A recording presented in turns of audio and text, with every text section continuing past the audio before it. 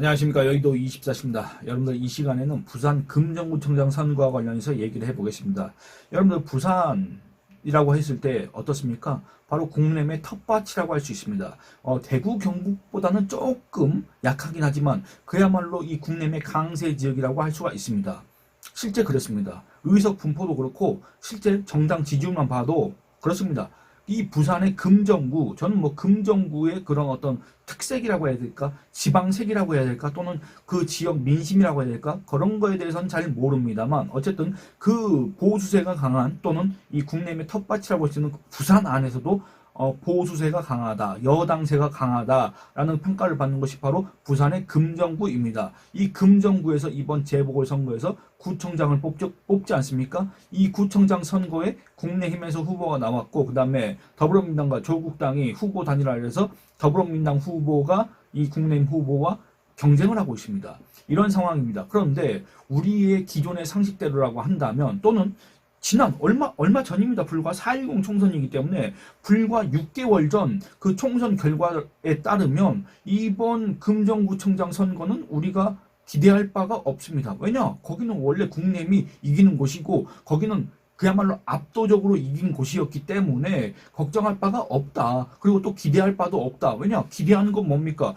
우리가 저기를 원래는 넘보지 못하는 곳이었는데 저기는 완전히 적지였는데 저기는 완전히 이 더불어민주당 또는 야당 후보들이 매 선거마다 승리했던 정말 이 여당의 불모지였는데 우리가 거기에서 혹시 이번에는 이길 수 있지 않을까 하는 게 기대이지 않습니까? 그런데 항상 이겨왔던 곳이기 때문에 물론 예외가 한 번 있었습니다. 2018년 지방선거 때 더불어민주당 후보가 구청장에 선출된 바가 한 번 있습니다만 어쨌든 그걸 배제하면은 항상 이 뭐 새누리당, 뭐 국민의힘, 새누리당, 한나라당 뭐 이런 당들의 후보가 계속 선출이 됐기 때문에 기대할 바도 없다 그 말입니다. 그런데 이런 곳을 두고 지금 현재 이 정치권의 분석이 분분합니다. 뭐냐? 결과를 알 수가 없다는 겁니다. 그야말로 이 금정구청장 선거 판세가 요동을 치고 있다. 다르게 얘기하면 이 금정구 민심이 심상치 않다. 어디에 대한 민심입니까? 바로 이 국내힘에 대한 민심입니다. 그리고 또 이 윤석열 정부에 대한 민심, 윤석열 대통령에 대한 민심, 윤석열 대통령의 배우자 김건희 씨에 대한 민심이 심상치 않다는 게 바로 현재 정치권의 중론이자 지배적인 평가 분석입니다. 왜 그렇습니까? 여러분들 그 이유는 여러분들이 잘 아시기 때문에 굳이 얘기하지 않겠습니다. 그야말로 황당한 상황인 겁니다. 왜냐?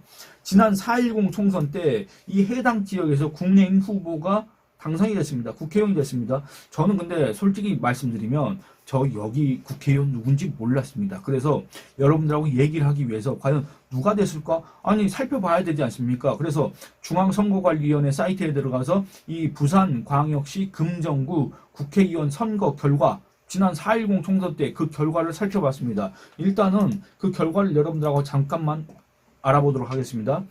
국민의힘 백종헌 후보 56.62%, 더불어민주당 박인영 후보 43.37% 해서 국민의힘 후보가 더불어민주당 후보에 비해서 13%포인트가량 높게 나왔습니다. 13%포인트가량 많이 득표를 해서 결국에는 국회의원이 됐습니다. 그런데 여러분들 죄송합니다만 저는 백종원이라는 사람 이름을 처음 들어봤습니다.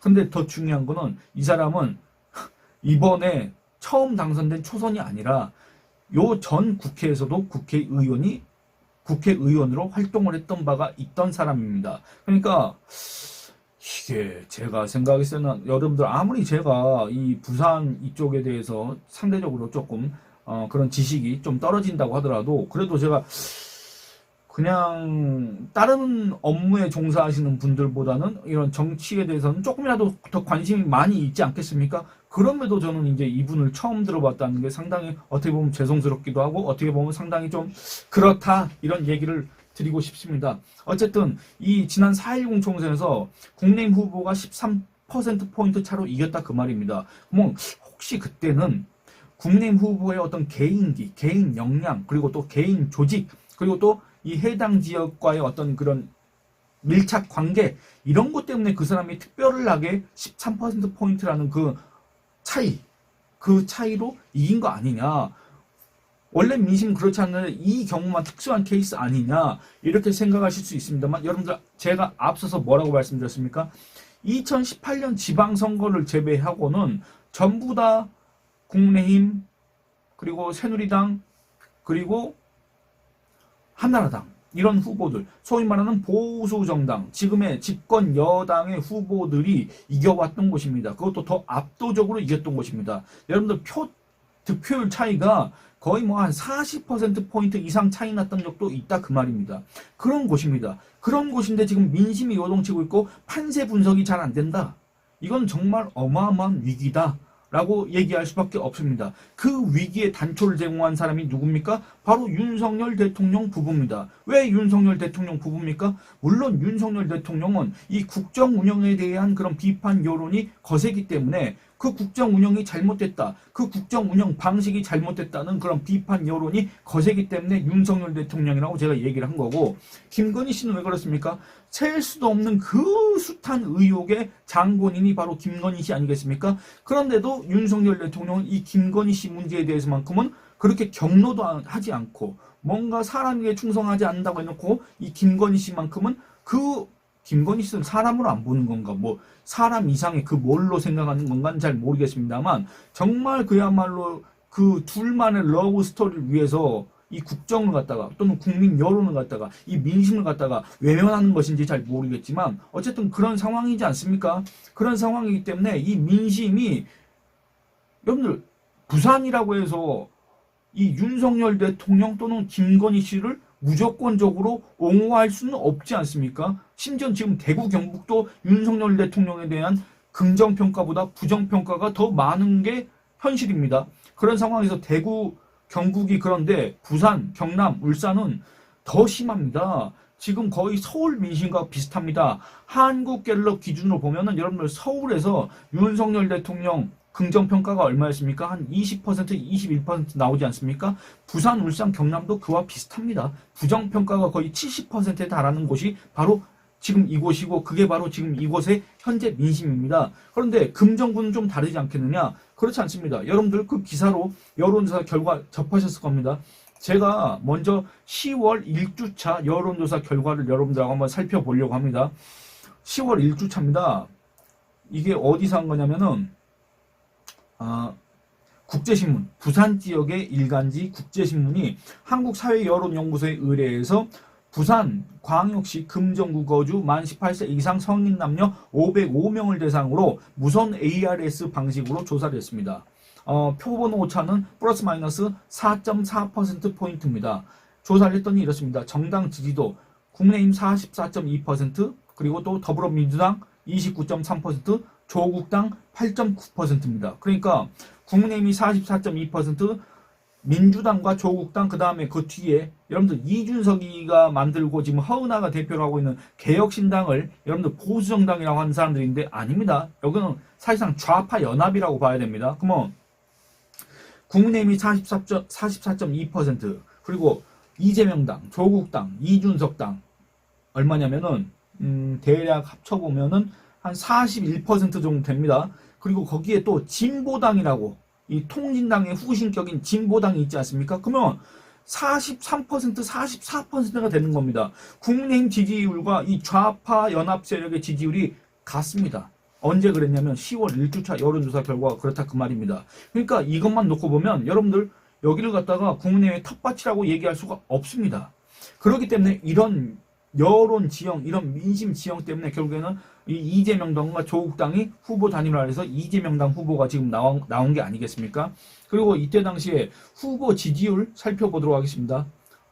후보 지지율, 이것도 한번 말씀드려야 되겠습니다. 대통령의 국정 운영 평가, 여기는 부산이라고 말씀드렸고 그 다음에 보수세가 상대적으로 강한 곳이라고 말씀드렸습니다. 이 금정구는 부산 안에서도 이 부산 안에서도 보수세가 강한 이 금정구에서 윤석열 대통령의 국정 운영 평가 어떻게 했느냐?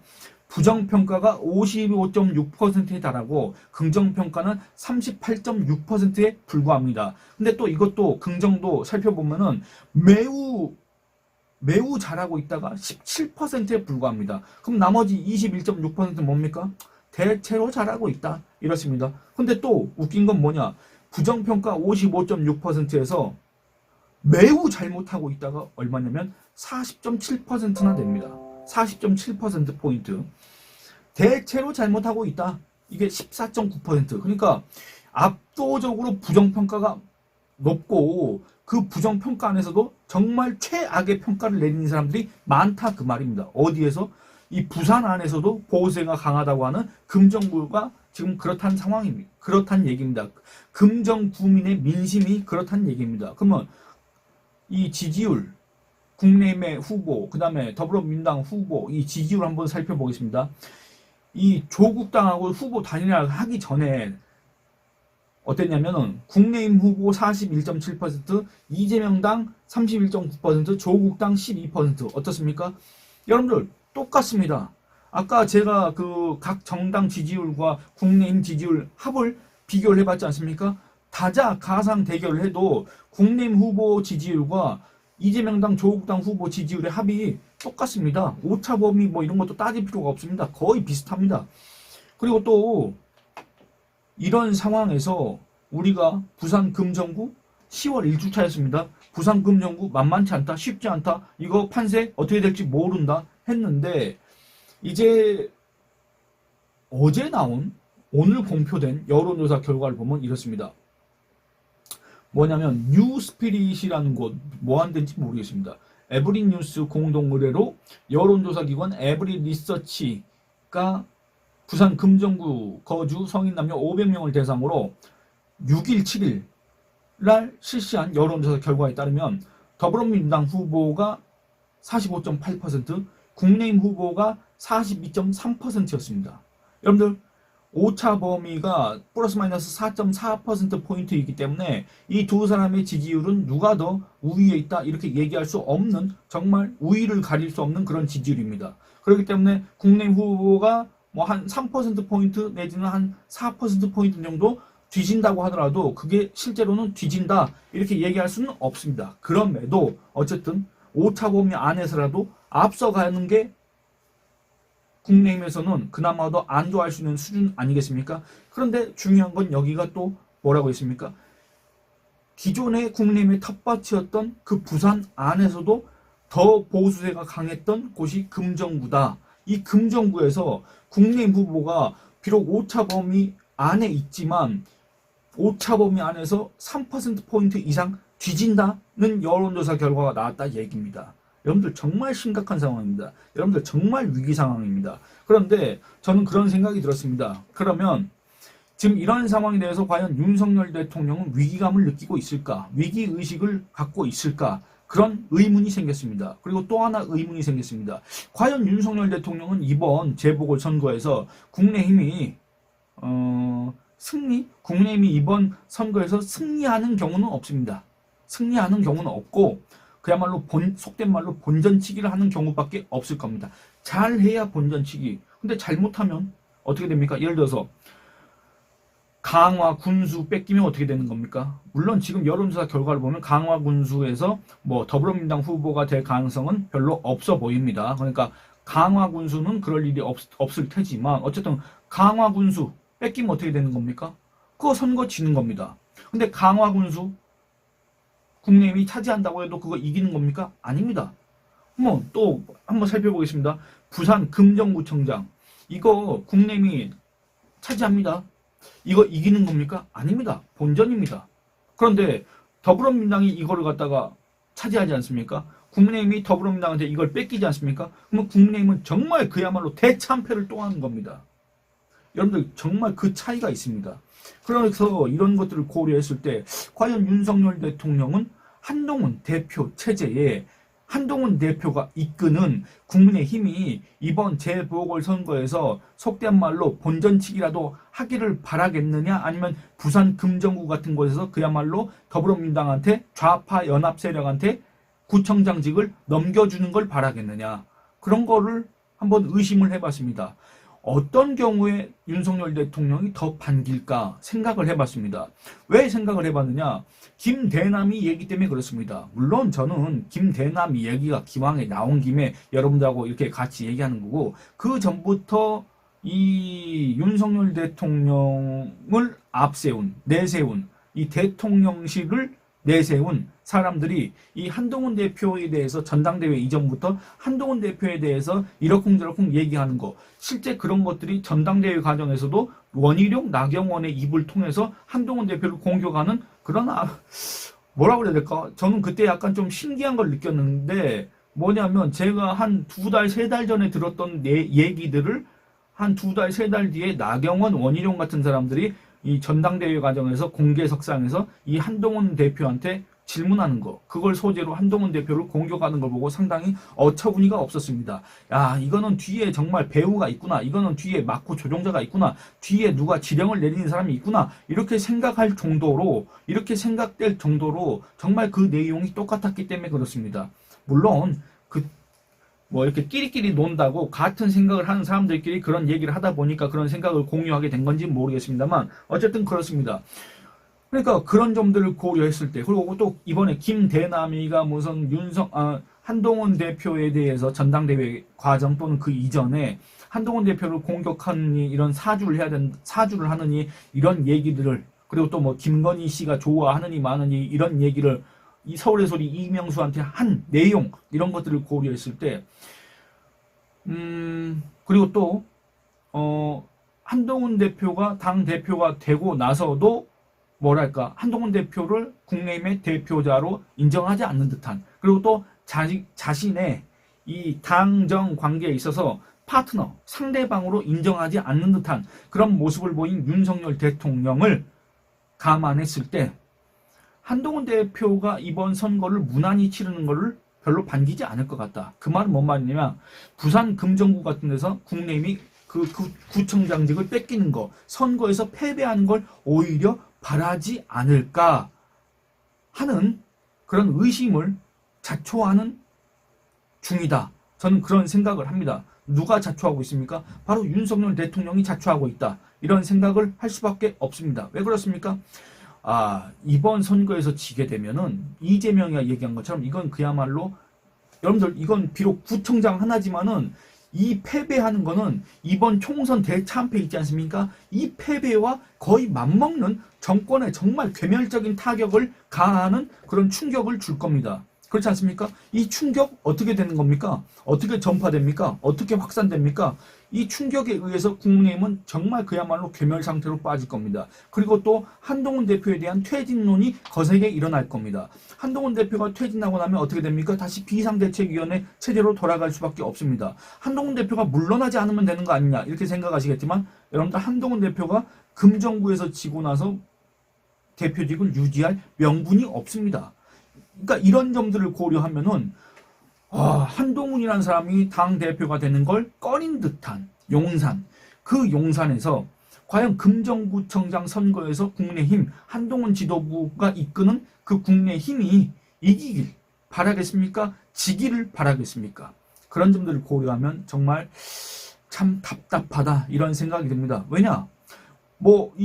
이번 재보궐선거가 끝난 다음에 윤석열 대통령하고 한동훈 대표하고 독대를 하기로 했다고 하지 않습니까? 그 독대가 왜 이루어졌느냐?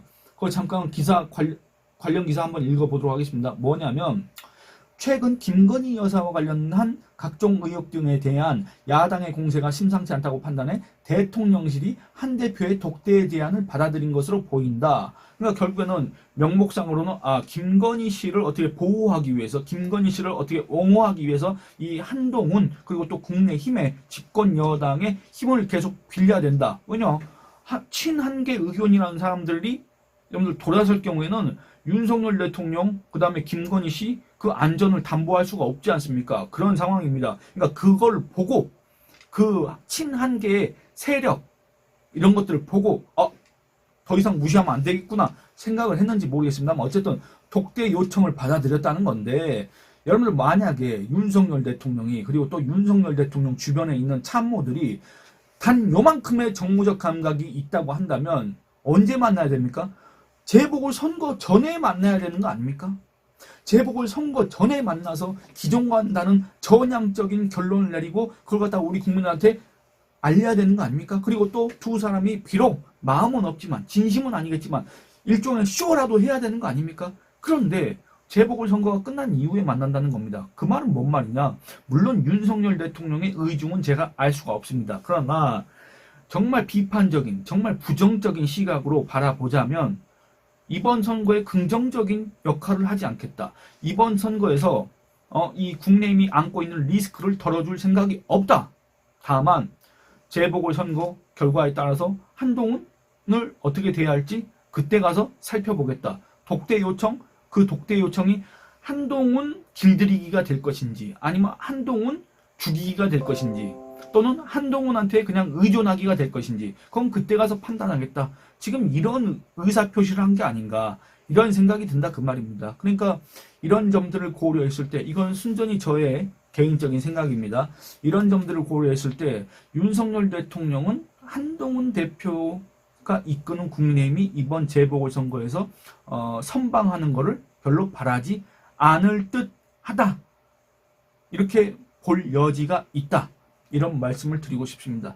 그게 지금까지 윤석열 대통령이 보여왔던 그런 행태에 부합하기 때문에 그렇습니다. 그래서 이번 선거, 그래서 한동훈 대표의 지금 현재 입지, 한동훈 대표의 입장 이런 것들이 정말 답답하다. 이런 생각이 듭니다. 요즘 들어서 계속 답답하다는 말씀을 드리고 있습니다. 그런데 실제 답답합니다. 여러분들도 댓글로 그 답답함을 토로하시지 않습니까? 그래서 참 어떻게 뭐라고 드릴 말씀이 없습니다. 이번 선거 결과 참 좋게 나와야 되는데 여론조사 결과를 보면 그 여론조사가 뭐 모르겠습니다. 그렇게 신뢰할 만한 여론조사인가 그것까지는 제가 어떻게 분석할 수는 없습니다만 어쨌든 그런 것들을 보면은 참 이번 선거도 오리무중이고 이 재보궐선거 이후에 이 정치권이 어떻게 될 것인가 이것도 오리무중이고 윤석열 대통령의 차후 행보 이런 것도 오리무중이고 다 솔직히 여러분들 기존에 우리가 알고 있던 상식과 관행, 관례 이런 것에 벗어나기 때문에 어떻게 될지 모르겠습니다. 예, 앞으로 계속 지켜보면서 여러분들하고 이 중요한 내용들에 대해서 계속 얘기를 해보도록 하겠습니다. 이 영상은 이만 줄이도록 하겠습니다. 감사합니다.